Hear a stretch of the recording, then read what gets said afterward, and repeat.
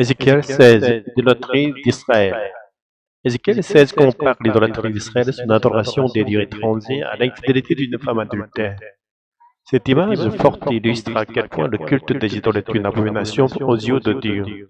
Ainsi, en trahissant l'idole d'Israël, le peuple s'est aussi corrompu sur le plan social. Les riches sont adonnés à leur plaisir sans secourir les pauvres. Ils ont transgressé le commandement d'aimer Dieu et d'aimer leur prochain comme eux-mêmes. Israël méritait d'être maudit pour avoir violé le commandement du Seigneur. Pourtant, Dieu, dans sa miséricorde, se souvient de l'alliance d'amour qu'il avait établie avec son peuple. Et au lieu d'abandonner Israël, il promet de renouveler avec lui une alliance éternelle. Ézéchiel 16, 60. Mais moi, je me souviendrai de mon alliance conclue avec toi au temps de ta jeunesse, et j'établirai pour toi une alliance éternelle. Péridolam, alliance éternelle. Bien que l'éternité soit une réalité inaccessible à l'intelligence finie de l'homme, l'être humain reste pourtant la seule créature à soupirer après elle. Le mot hébreu olam ne signifie pas seulement éternité, il est aussi utilisé pour désigner une longue durée, les temps anciens ou un avenir lointain. Dans les Écritures, on emploie également ce terme pour parler de la durée de vie d'un individu ou du destin d'un peuple. Toute œuvre humaine a nécessairement une fin. Tout ce que l'homme a bâti est voué à périr. Même le temps de Jérusalem ne saurait échapper à cette condition de finitude. Seule la présence de Dieu éternel devient pour nous, peut être limitée à la porte par laquelle nous pouvons accéder à l'éternité.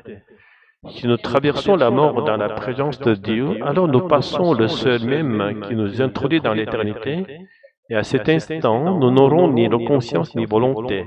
Nous ne pourrons nous reposer que sur la grâce de la présence divine. Si nous demeurons dans cette grâce, nous nous éveillerons, tel en dormir au matin, à l'aube d'une résurrection dans la vie éternelle. De même, si nous vivons chaque instant dans la présence de Dieu, alors même en habitant le temps, nous menons une vie toujours en contact avec l'éternité. C'est une vie où l'instant devient éternité, un mode de résistance dans lequel le royaume de Dieu se superpose au royaume de ce monde. Le Dieu du pardon, le peuple d'Israël, bien qu'il ait été choisi par Dieu et qu'il ait reçu son amour, n'a pas adoré Dieu seul.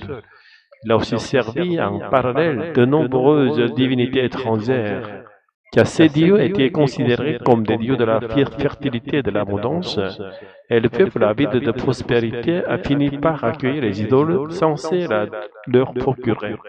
C'est ainsi que l'abondance elle-même est devenue une divinité, et Dieu a été relégué au rang de simple moyen d'y accéder parmi d'autres.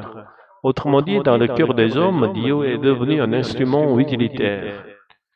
Aujourd'hui encore, bien des croyants dans de nombreuses religions traitent leur Dieu comme un objet de commerce, un moyen de garantir la prospérité et le bonheur humain. Ils s'attribuent les bénédictions reçues en prétendant servir Dieu, tout en détournant sa gloire à leur propre profit. Et pourtant, comme un époux qui pardonne l'adultère de son épouse, Dieu nous pardonne tous ses péchés. En nous envoyant Jésus-Christ, il nous a donné l'alliance de la vie éternelle. Or, ce n'est pas l'alliance elle-même qui est éternelle en soi, mais le Dieu de l'alliance qui est éternel. Voilà pourquoi, en réalité, le texte hébreu originel ne parle pas simplement d'une alliance éternelle, comme le traduisent nos versions, mais bien d'une alliance de l'éternité. Périd Olam. L'alliance de l'éternité. L'alliance de l'éternité est l'alliance de Dieu éternel lui-même. Elle est à la fois l'engagement divin et la promesse de sa présence nous sera donnée pour toujours. Et cette alliance accomplie se prolonge encore aujourd'hui depuis plus de 2000 ans. Mais nombreux sont ceux qui ne goûtent toujours pas cette alliance de la présence éternelle de Dieu. Pourquoi? Parce qu'ils ne l'ont pas reçue. Parce qu'ils n'ont pas accueilli Jésus-Christ, qui est l'alliance incarnée, dit le Saint-Esprit, qui nous est donné en tant qu'Esprit du Christ. L'homme, avant de recevoir le Saint-Esprit, ne peut même pas reconnaître son existence.